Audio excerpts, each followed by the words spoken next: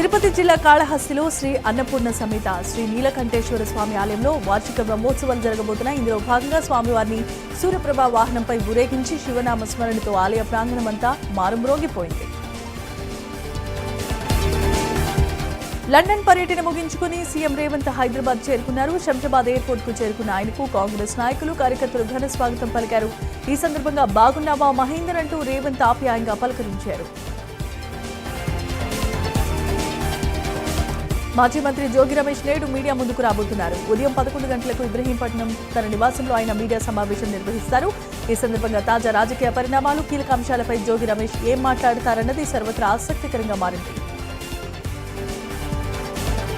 ప్రకాశం జిల్లా బీజేపీ ఉపాధ్యక్షుడిగా భాస్కర్ రావు ఎన్నికైన సందర్భంగా కందుకూరులో సన్మాన కార్యక్రమం జరిగింది. ఈ కార్యక్రమానికి జిల్లా బీజేపీ నాయకులు, కార్యకర్తలు భారీ సంఖ్యలో హాజరై భాస్కర్ రావును ఘనంగా సన్మానించి శుభాకాంక్షలు తెలియజేశారు. తాను ఎల్లప్పుడూ పార్టీకి విధేయుడిగా ఉంటారని చెప్పారు. బాపట్ల జిల్లా పొట్టి సుబ్బాయిపాలెం సముద్ర తీరంలో భారీగా కోత ఏర్పడింది. సముద్రంలో ఆటుపోట్ల కారణంగా తీరం వెంబడి ప్రమాదకరమైన గుంతలు ఏర్పడ్డాయి. కొత్తపట్నం మెరైన్ సీఐ రమేష్ బాబు, వేటపాలెం తహసీల్దార్ గీతారాణి, సివిల్ పోలీసులు తీర ప్రాంతాన్ని పరిశీలన చేశారు. కాకినాడ జిల్లాలో రోడ్డు ప్రమాదాల నివారణకు పోలీసులు ప్రత్యేకమైన వాహన తనిఖీలు చేపట్టారు.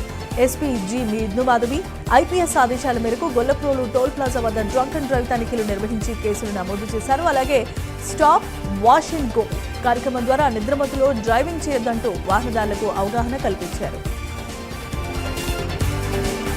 గుంటూరు జిల్లా కట్టేవరంలో చోరీ ఘటన కలకలం రేపుతోంది. ఇంటి యజమానులు ఊర్లో లేని సమయంలో గుర్తు తెలియని వ్యక్తులు ఇంట్లోకి చొరబడ్డారు. ఉదయం ఇంటి తలుపులు తెరిచి ఉండటాన్ని గమనించిన వాచ్మెన్ అనుమానంతో పోలీసులకు సమాచారం అందివ్వగా సీఐ ఘటనా స్థలానికి చేరుకుని పరిశీలించారు.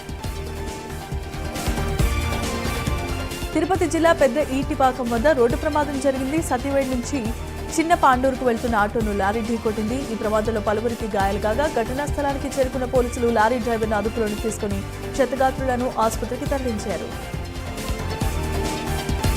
పల్నాడు జిల్లా వినుకొండ నియోజకవర్గంలో ఘోర రోడ్డు ప్రమాదం జరిగింది. కనమర్లపూడి శావల్యపురం మధ్య కారు, ద్విచక్ర వాహనం ఎదురెదురుగా ఢీకొన్నాయి. ఈ ప్రమాదంలో బైక్ పై ప్రయాణిస్తున్న యువకుడు మృతి చెందాడు. దీంతో గుంటూరు కర్నూలు ప్రధాన రహదారిపై కాసేపు ట్రాఫిక్ స్తంభించిపోయింది.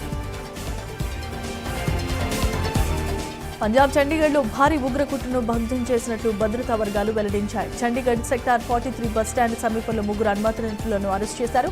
అరెస్ట్ అయిన వారిని లవ్ప్రీత్ సింగ్, జషన్ప్రీత్ సింగ్ అలియాస్ జషన్దీప్, ప్రభుప్రీత్ సింగ్ అలియాస్ ప్రభుగా గుర్తించారు.